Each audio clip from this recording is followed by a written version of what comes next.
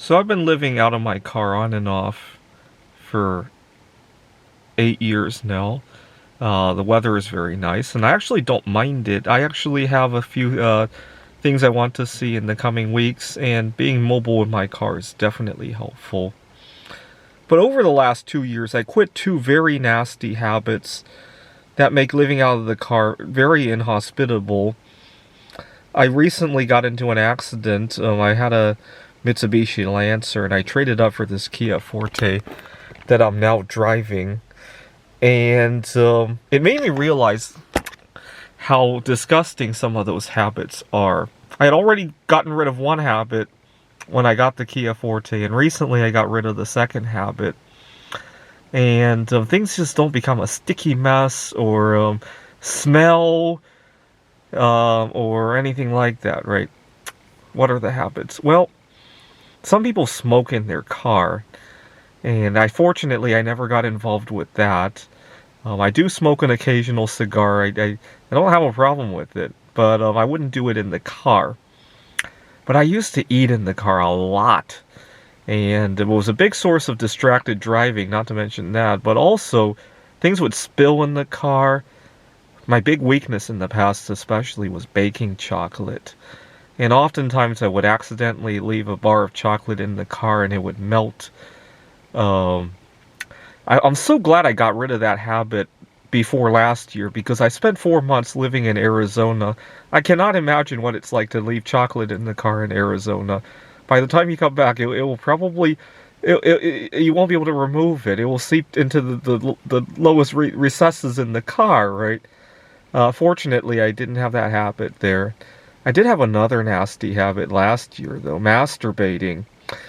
I couldn't, up until a few weeks ago, I couldn't go more than a few hours without masturbating. I really developed a bad habit during the quarantine year, obviously, because as I was changing my eating disordered ways, I masturbated to kind of get my mind off of wanting to eat. I would have a food craving and I would go masturbate instead.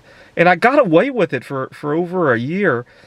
There were times where I was at a Zoom meeting and I was secretly masturbating as well, and nobody seemed to know or care. And I just got away with it. And now that we have to go back to the office, go back to commuting, it's really bitten me. And what I really love about quitting both of these nasty habits is that it has seemed to open a portal to creativity.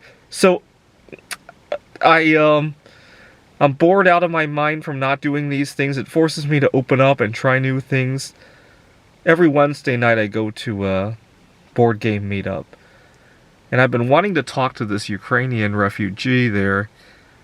Couldn't come up with the nerve to do it, and this past Wednesday, before I knew it, I was holding a conversation with her because I was sick out of my mind from not masturbating. I seem to feel a whole lot better today. Yesterday I actually slept very well.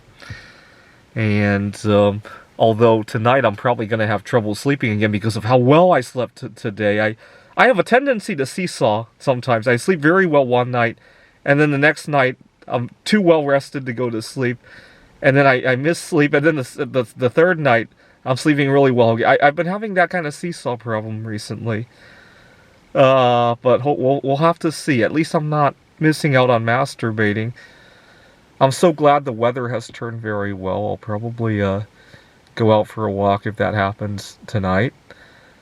Anyway, it's just nasty habits. I can't imagine why people would smoke in their car now that I've changed these two habits, and my car is a whole lot cleaner, doesn't have sticky messes, and doesn't smell, right?